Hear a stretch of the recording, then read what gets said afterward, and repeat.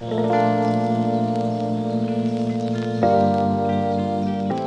before we get started today, we just wanted to give a little disclaimer that we will be discussing some sensitive subjects, and that viewer discretion is advised while listening to this podcast episode.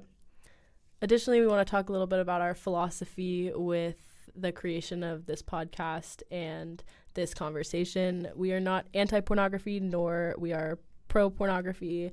We are coming at this from a non-perspective and an opinion-free stance, and we hope to just create open space to have a conversation that is often not talked about in a safe and informative way. So please enjoy. Yeah. Hey! Welcome back to Sexy Sips. I'm Sophie. I'm Audrey. And welcome back to Ethical Porn series. This is the part 2 of our 2-part series on ethical porn, where we are having an open and interesting conversation about the ethical porn industry and the habits of consuming porn and all things related to porn and ethical porn. Yeah, if you haven't had a chance to check out the first episode, you definitely should. We dove a little bit into the history of porn, what ethical porn is, and how it's viewed today. And today we're gonna discuss some more interesting takes on it. So, as a recap, ethical porn can be defined as that which is made legally with respects to the rights of performers and has good working conditions, shows both fantasy and real-world sex, and celebrates sexual diversity. So, ethical porn is definitely a buzzer word that often is taken in different contexts. So that is the working definition that we have chosen to talk about and center our episode on. Yeah. So today we're going to talk a lot about perspectives regarding pornography and how people view pornography today, both ethical and not ethical. And it's really interesting because the debate surrounding pornography isn't just based in whether people should or should not watch it, but it's also based on the benefits, who gets exploited from it, and whether the systems that are in place are sustainable. And so just to jump right in, one of the biggest issues right now in the porn industry is exploitation and labor issues. And there's a large criticism regarding the porn industry in the fact that it exploits its performers. Unlike traditional entertainment industries, adult performers often lack union protection, meaning that they don't have much bargaining power over their pay or their working conditions. They face stigma in the workplace, making it difficult to transition to other careers or seek legal resources if needed. And they're often vulnerable to financial instabilities because a lot of these studios take most of the profit. And because of this, there are a lot of labor laws in place surrounding porn or lack thereof. And because of this, we've seen a rise of free content models such as Pornhub, Xvideos, which have further reduced financial security for these performers. Lots of their videos are uploaded without their consent or their proper compensation, meaning that a lot of people are struggling to maintain a stable career in this industry, despite it being a billion-dollar industry. So another major topic that we discuss when it comes to the ethics of pornography is consensual and non-consensual pornography and illegal content. The internet age has brought around serious ethical concerns regarding non-consensual content and underage material that's put out onto the web. There are major sites such as Pornhub that have been accused of hosting videos featuring minors or trafficked individuals. And in 2020, Pornhub was forced to remove millions of videos after an investigation revealed that many of these videos featured non-consenting individuals, including minors. Furthermore, survivors of sex trafficking have spoken out about how difficult it is to remove their images and videos from these platforms, which often forces them to relive their trauma, which becomes this huge issue because even in legal pornography, coercion is this gray area, and a lot of people have been accused of pressuring into acts that are seen in these videos and making people uncomfortable. And this is why ethically produced porn is so crucial, because it ensures full consent and performer autonomy. And another main concern regarding pornography are racial and gender disparities. The porn industry has long been criticized for paying performers unequally based on race and gender. And they've also reported that many LGBTQ plus performers have also reported discrimination in terms of representation, pay, and job opportunities. Another reason why ethical porn is so important to make sure that everyone has equal pay. And that all identities are portrayed and consumed. And the industry has had a long history of perpetuating stereotypes that have often impacted marginalized groups. This is why ethical porn is very important, to work past these stereotypes. And now we're going to talk a little bit about the proposed solutions to pornography and some reactions to these solutions, with some live reactions. Live reactions. Live reactions. So given these issues, it's often a question, what can be done to fix the porn industry? And this has been a debate for a very long time because some people believe that outright banning pornography will help with this, and other people argue that reforming the industry through regulations and ethical pornography will also help with these issues. However, it's a larger topic at hand, and it's going to take a while to come up with solutions that can really help everyone at a whole. And so one of these proposed solutions is an industry reform and worker protections. So, for example, workers in the porn industry would have fair wages for their work, legal protection against coercion and exploitation, and access to resources such as mental health and healthcare benefits. And furthermore, they'd also have the right to remove content from platforms after leaving the industry. There's also many advocacy organizations, such as groups like the Adult Performer Advocacy Committee, the APAC, and the Free Speech Coalition advocate for better labor protections, but there's still no specific federal oversight in the adult media industry, just different groups that have been working towards legislative solutions and advocating for things like workers' rights and unions. Right. And so another topic at hand that's been discussed in terms of proposed solutions is ethical porn and transparent production. And in the more recent days, we've seen a rise of ethical porn production companies, and these companies really aim to have fair and transparent contracts for all of their performers, diverse and authentic portrayal of sexuality, and are very consent-driven. However, one issue that's always brought up with these sites is that it's more expensive to produce and harder to access, which leads many consumers to default to the free, unethical sites. Thanks, Audrey. One filmmaker in particular who has kind of been put on the map for her work with ethical porn is Palita Papel. She's a filmmaker that makes films with consenting couples that have pre-existing sexual relationships. And it's kind of the spin on porn production that starts with the middle seed as a consenting, healthy relationship and models what sex looks like in those specific relationships. She also has made a lot of films in the queer space with queer relationships, additionally diverse relationships with lots of different individuals and groups, and she calls it commentary porn that describes a diverse array of people, couples, groups, and sexual interactions. And her whole message is centering consent at the middle of porn filmmaking. Yeah, so awesome. Check her out. Yeah. And another proposed solution to these issues in the porn industry is porn literacy and consumer awareness, which we will touch on more at the end of the episode. But then it kind of brings us to this broader overall topic of what are the effects of banning porn? And I feel like this has been around for a long time. We're going to dive a little bit into the historical attempts to ban porn, but some people have believed that porn should be banned altogether due to its negative societal effects. However, if we look at history, it shows that banning porn doesn't really eliminate the demand for it, and it kind of just makes the systematic issues at hand worse. And if we look into the 1970s, President Nixon commissioned studies to prove that pornography was dangerous to the public, but his administration ended up ignoring the findings. And if we look further down the line, there's the Miller versus California case. The Supreme Court ruled that obscene materials were not protected by the First Amendment, leading to stricter laws across the United States. But But it brings up this whole conversation about whether banning porn makes things worse. While banning porn might seem like a solution, and there have been many attempts throughout history, history does also show us that prohibition often leads to worse outcomes. For example, in situations when pornography is banned, it leads to an increase in underground and illegal content.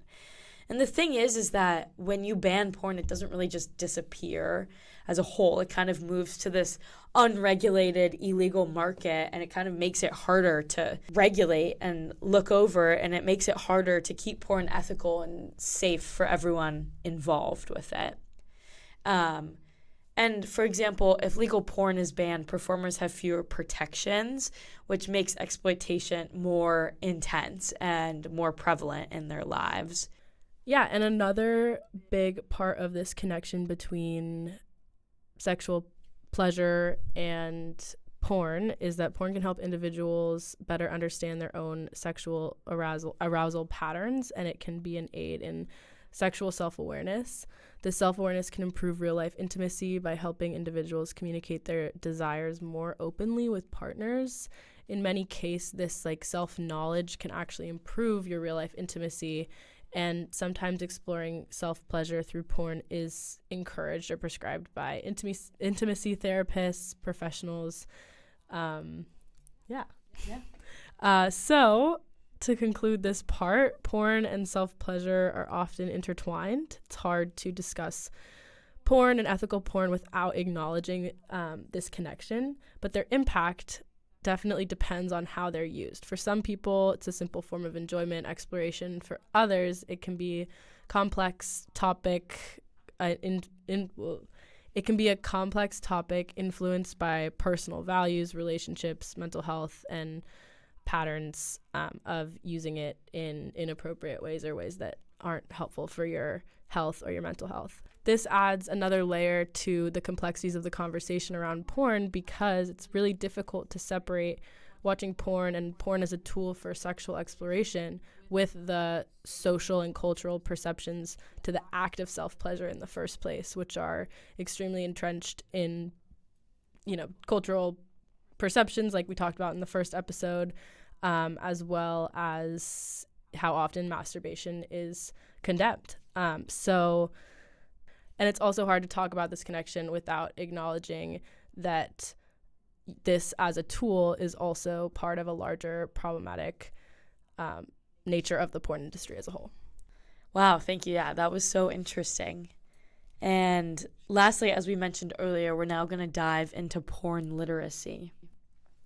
Yeah, so we're going to talk a little bit about porn literacy as a way to close up this series, talking about what certain ways that sex education and things that we can do as individuals and the systems that we have control over to increase our ability to affect the ethics of the porn industry and how we as humans interact with an industry that has a lot of issues and is problematic. So one proposed solution is this concept of porn literacy, which refers to the ability to critically analyze, understand, and engage with pornographic content in a thoughtful, informed, and responsible way.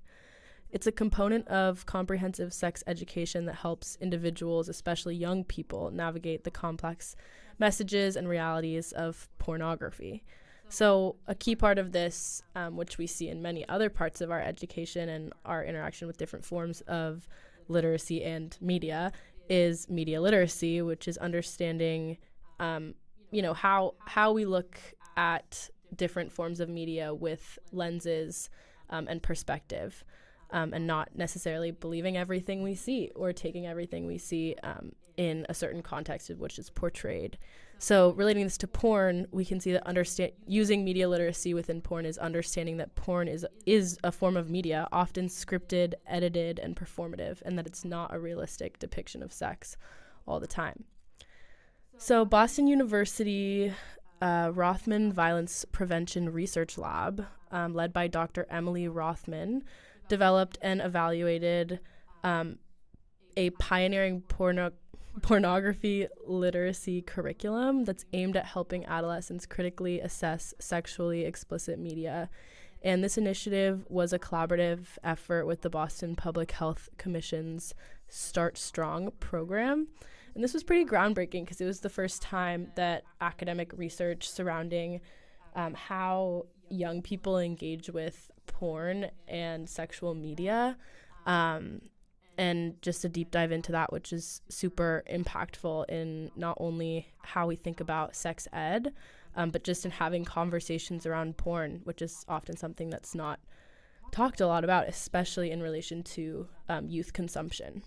So the curriculum that was researched and created by these professors at BU dove into the history of abstinency regulations, as well as social norms related to gender, sex, and violence. A lot of the things we've talked about in these last 2 episodes, as well as the debate about pornography addiction and what leads to that, specifically pertaining to youth, and information about compulsive youth, kind of hitting all these different aspects of both the porn industry and how young people approach porn and how they've been influenced by the media. So a pilot study involving 24 youth aged 15 to 24 demonstrated that the curriculum is feasible to implement in non-school settings. And this all is being mentioned because we want to talk about how implementing porn literacy could be a key to talking about these important issues in the places where we start to form our earliest perceptions around porn and our misunderstandings about porn. Yeah. So in implementing this, we can think about certain frameworks, like where we could put these conversations.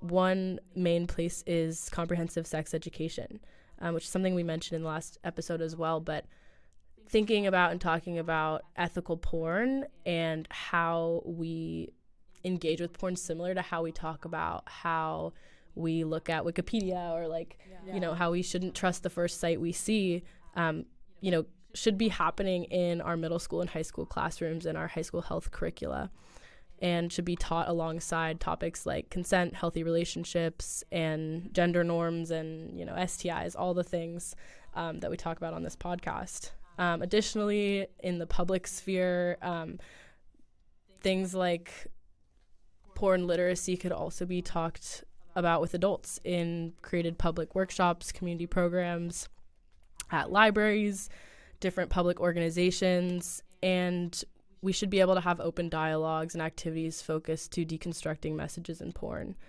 Additionally, it's really important that we think about how we can train educators and counselors and citizens to be educators and offer opportunities for educators to engage in these conversations that they might feel uncomfortable having, so that they can then inform young people about how to approach media literacy and porn literacy.